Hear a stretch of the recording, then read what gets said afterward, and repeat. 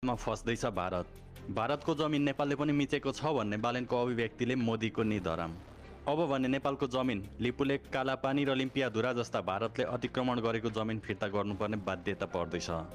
आइतबार बालेन हिरो शैलीमा संसद बैठकमा उपस्थित हुन्छन्, तर बालेनले दिएको अभिव्यक्तिलाई खोक्रो राष्ट्रवादको भावना राख्नेले उनको रणनीति बुझ्न सकेनन्।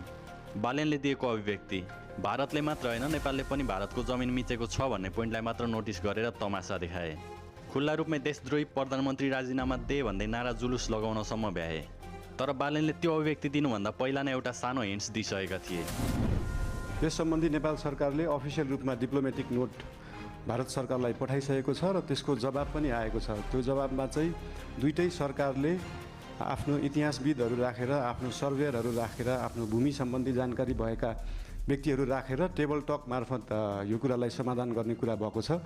र यस सम्बन्धी हामीले भारत र चाइनालाई मात्रै नभएर इङ्ल्यान्ड सरकारसँग पनि कुरा गरेछौँ। उहाँहरूले ब्रिटिस इन्डिया छोड्दै गर्दाखेरिको समस्या अहिलेसम्म हाम्रोमा भइरहेको हुँदाखेरि यसमा चाहिँ इङ्ल्यान्डले पनि सरोकार राख्नुपर्छ भन्ने हाम्रो मान्यता हो। यो सबै कुराहरू टेबल टक डिप्लोमेटिक हिसाबले भएर समाधान हुने जानकारी गराउन चाहन्छु। त्यो हिन्ट्सलाई नबुझी खोक्रो राष्ट्रवादको भावना देखेर त्यहाँ पनि राजनीति छिराउन खोजियो। साँच्चीकै बालेनको भिजनलाई बुझ्न हामीलाई धेरै समय लाग्छ। बालेनले दिएको त्यो अभिव्यक्तिलाई लिएर अपरिपक्व प्रधानमन्त्री बिना तयारी बोल्यो, देशद्रोहीसम्म भन्न भ्याए। तर बालेनले दिएको त्यो अभिव्यक्ति भारतले नेपालको मात्र जमिन कब्जा गरेको छैन, हामीले पनि उनीहरूको जमिन कब्जा गरेका छौँ। बालेनको यो अभिव्यक्ति नेपालमा मात्र नभएर भारतमा झन् बढी तहल्का मचाइरहेको छ। र बालेनले चाहेको पनि यही नै हो कि यो विषयले नेपालमा भन्दा बढी भारतमा तहल्का पिटोस्।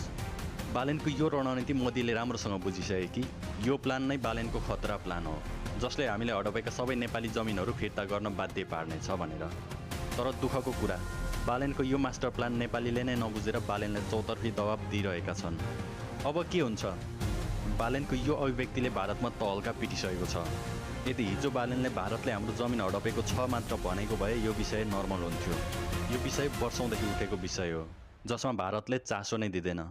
तर बालेनले यस्तो जाल बिछ्याए कि जसले भारतका प्रधानमन्त्रीलाई नेपाल भारत सीमाबारे टेबल टक गर्न बाध्य बनाएको छ। अहिले यो न्युज BBC भारतदेखि ठुला मिडियासम्म फैलिसकेको छ र उनीहरूले नेपाल भारत सिमानाको विवाद सम्बन्धमा भारत सरकारलाई दबाब दिन थालिसकेका छन्। अब नेपाल, भारत, चाइना मात्र नभएर इङ्ल्यान्ड पनि बसेर विभिन्न इतिहासविद, भूमि सम्बन्धी जानकारी भएका व्यक्तिहरू राखेर महाकाली सन्धि हुँदाको समयका पुराना नक्सा, दस्तावेज सबै कुराहरू समेटिन्छ। त्यसपछि 4 देशहरू बसेर नेपाल र भारतको सिमाना कहाँसम्म हो भनेर बल्ल सीमा निर्धारण हुनेवाला छ।